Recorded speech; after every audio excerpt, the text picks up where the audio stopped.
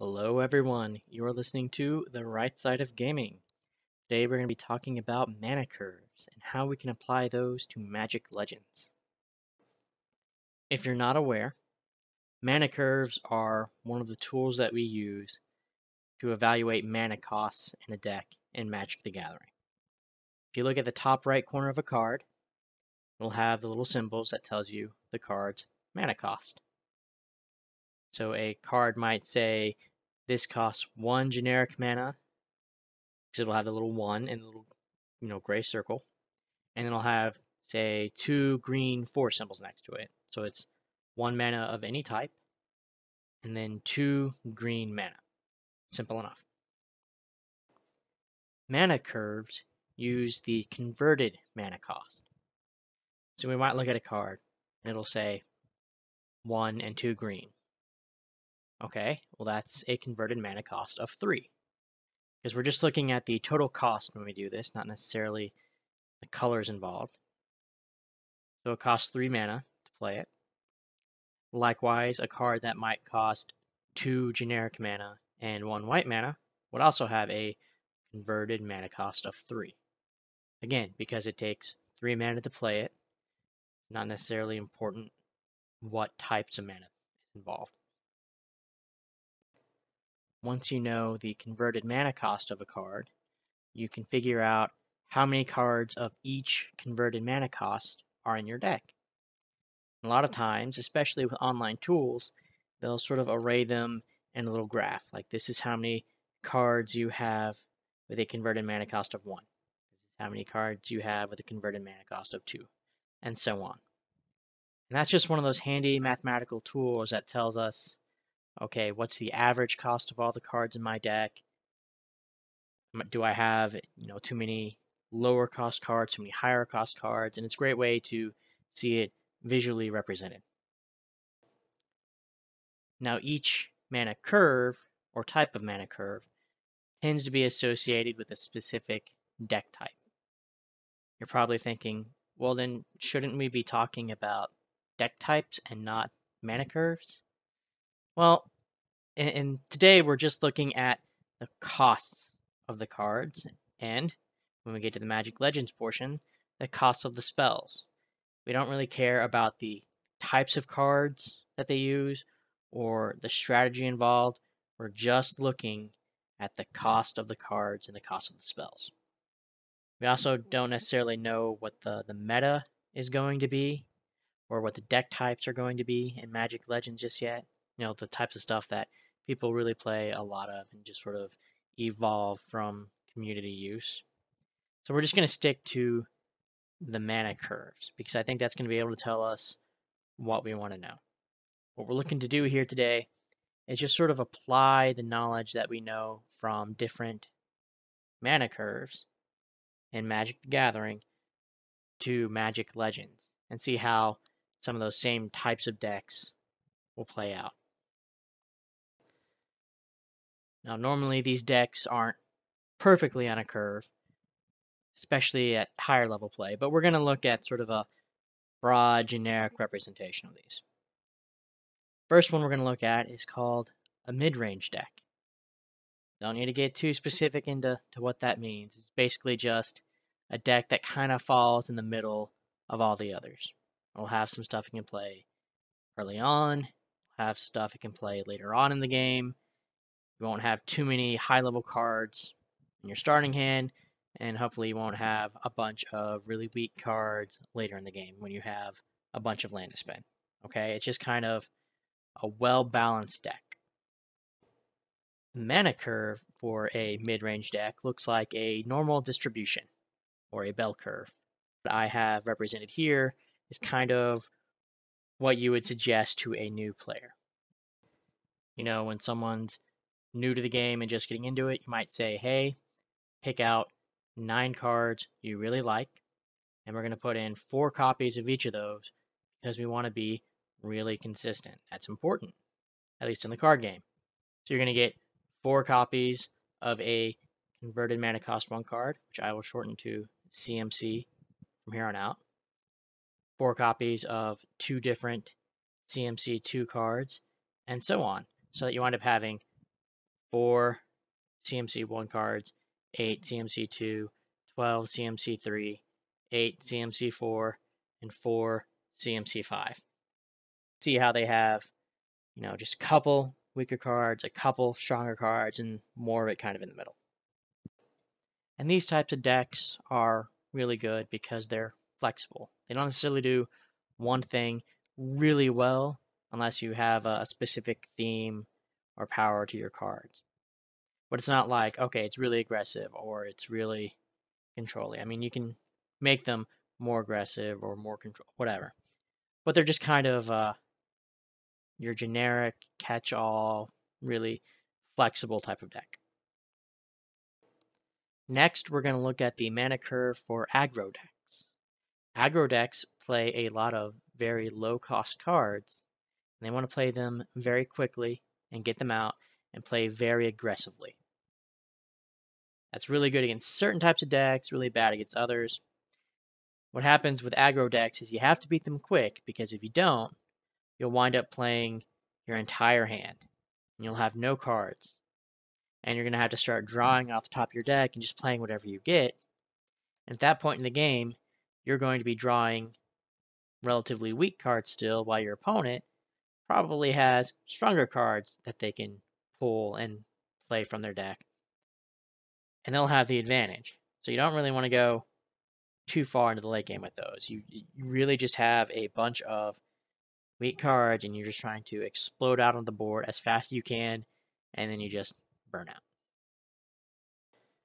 You can picture aggro decks as taking that normal distribution, that bell curve, and squishing it all to the lower side.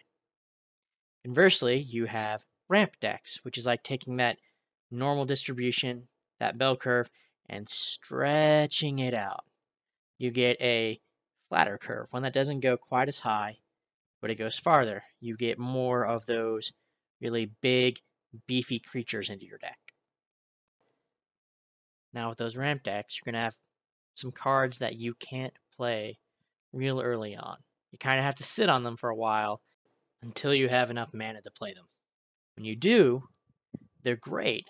They're big, they're powerful, they really have an impact on the game itself, and they usually have really fun effects because they are so big and powerful. But because they do cost so much, it's really slow going, and it takes a while to sort of build up to that point where you can just sort of explode it out onto the board. Now you might hear other people talk about other deck archetypes. You might hear someone say something about, oh, I play tempo, or yeah, I play control. Those are just going to be kind of variations on stuff we've already seen. Like a control deck will have a mana curve that might be really similar to, say, the ramp deck or a mid-range deck. It's really not important because we're looking at the mana curves themselves and not necessarily the deck archetypes for this.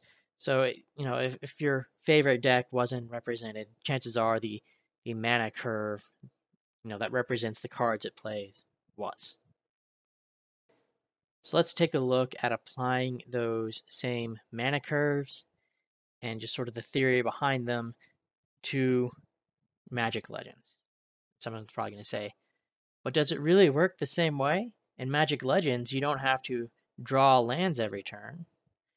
You just get 12 right off the bat, and it, rejuvenates. I'm like, well, okay. It doesn't work exactly the same way, but a lot of it will still play out the same. Let's say you have a deck with one of those lower cost mana curves in Magic Legends, with all the cards just sort of squished over to the side, where you're just running really cheap cards. Like, okay, you can play your entire hand really fast, and then you're in exactly the same position as you would be in the physical card game. You have to wait to draw cards, and then you can play them. They're still going to be really cheap cards. Now, depending on the mana generation rate, you might be able to play them as you draw them, just like in the card game, but it's still going to be cheap cards. And you can save up and play a bunch at once, but you're still having to go for a while without playing anything because you didn't have anything in your hand. So you see how we can apply the knowledge we have about Magic the Gathering paper card game mana curves to Magic Legends. Alright, now let's do those ramp decks where we have the bigger, more powerful cards to them. You can play those big, powerful cards right off the bat, sure. But then you're in the same position as you are in the card game. You're having to wait and either play smaller, cheaper cards as you build up towards it, or just completely wait and not cast anything until you get another one of those really big cards. Admittedly, you can play more big cards in Magic Legends than you probably could in Magic the Gathering. If you took a deck into a Magic the Gathering game and you only had cards that cost 7 mana or more, it would take you at least 7 turns, usually, maybe more, maybe less, depending on what you have in your deck, before you can play any of those cards. Okay, it might work a little bit better in Magic Legends because, hey, you can play one of them right off the bat, but then you still have to wait until you get enough mana to play the next card, just like you would in the paper game. Finally, you have your mid-range deck. You can play sort of a balance of spells, some that are a little weaker and cheaper, some that are a little bigger and stronger. And chances are, you'll probably always have a card or two in your hand, and maybe some mana. It really all depends. I mean, you do have to manage your resources the same as the other two styles, but you can probably play cards at a fairly consistent pace. Chances are you play a higher CMC card, and you'll probably draw a lower one. And if you play a lower converted mana cost card, you'll probably draw one of the higher ones. So right now you're probably thinking, oh, so you're saying we should play mid-range decks. No, that's not what I'm saying. You should absolutely play whatever you find fun. I'm just trying to explain that each deck has its strengths and weaknesses, and you should probably know what those are before going in and doing whatever you want. And understanding how mana and those mana curves come into play in deck building, and naturally the consequences of having, say, an aggro style mana curve or your bigger, beefier mana curve. Well, that'll let you make an informed decision on what you want to do. It's worth noting that there are some ways to sort of mitigate the issues with these. For example, in Magic the Gathering, you have a lot of cards that will let you draw more cards. And as it turns out, we have at least a little bit of that in Magic Legends. So if you're running a deck that happens to blow through a bunch of spells really quickly, you can put in a card that will draw you more cards. In fact, we actually saw one of those in the most recent live stream. Conversely, if you're playing a deck with a lot of high mana cost monsters in Magic the Gathering, you'll have a lot of cards available that will ramp you, that will give you more mana faster, so that you can play your big beefy creatures sooner than most players would be able to. And we've seen at least one of those that's been spoiled so far. Of course, one of the issues then becomes how much are the developers of Legends sort of breaking away from the traditional color pie in Magic the Gathering. So if you don't know, the color pie is how we talk about what each color can do in Magic the Gathering. Everyone gets a little slice of the pie, but they don't necessarily get all of it. So there's things some colors can do, and other colors can't. And maybe some colors can do it really well, some do it really poorly, and some just don't do it at all. Traditionally, ramp is a green effect. There's a lot of cards in green that will either give you more mana, or will let you search your deck or something and put lands onto the field so that you can get more mana that way. The card we've seen so far in Legends, Rampant Growth, has a similar effect. It increases your mana generation rate for just a little while. So in this case, it costs 2 green mana. You would pay 2 mana to hopefully generate 3 or more. That works really well if I want to play, say, a green deck with big beefy creatures, or maybe a red-green deck, or a white-green deck, whatever. Let's say I want to play a deck that doesn't have green in it at all. So for example, a white-blue deck. White has some pretty big beefy creatures. They've got some angels. We've seen some, big beefy blue creatures spoil too, but they won't have access to rampant growth. So the issue becomes, are we going to have that increased mana generation in white and blue, even though maybe they don't normally have that much in the physical card game? Or is that going to be solely a green spell ability? I've made it clear they're willing to break the color pie a little bit. Normally, a lot of these colors don't get your direct damage spells, but they had to for video game balance purposes. But is this going to be one of those things where they'll break it again? Who knows? Likewise, we have the same issue with card draw. Card draw, really good in blue. Black and green also have some pretty good card draw these days. But white and red are really lacking. Unfortunately, a lot of the decks that like to run the really low-cost cards in the physical card game tend to be red, white, or red and white. And they don't have great card draw, so are we going to see them break the color pie and make sure that we get some card draw in red and white too? Maybe more than they normally get? Or are they going to say, no, that's really a blue effect, just like the card that we've already seen, and you kind of have to make do. Either way, you still have an additional choice you need to make in deck building. Let's say you do have ramp available to you and you're playing big creatures or big spells, or let's say you are playing a more aggressive deck list, spell list, and you do have access to card draw. Are you going to put in a little card draw, a lot of card draw? Are you going to keep it out? Remember, each spell you put in just for card draw is one less spell you have to play that'll actually do things.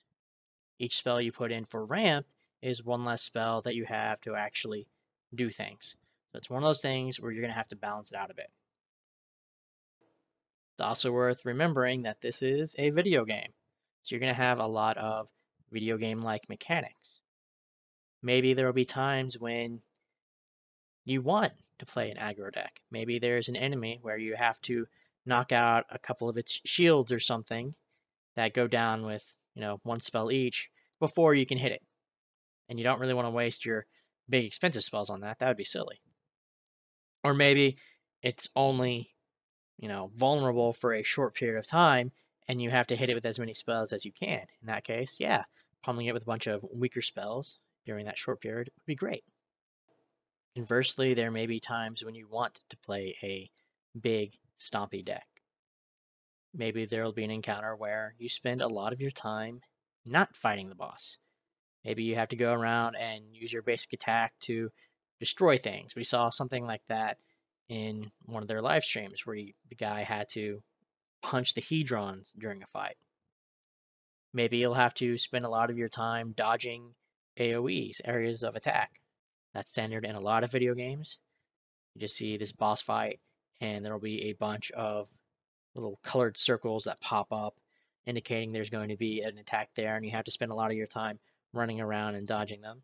In those cases, I can understand playing a bigger, beefier deck because you want to play something that has a lot of impact, a powerful spell, something that'll do a lot of damage before you have to go and not fight the boss. And then you can run around and do your thing, and then when you get the chance to attack again, well, by that time, you'll probably have drawn the card back and turned mana, and you can do any other big, beefy spell.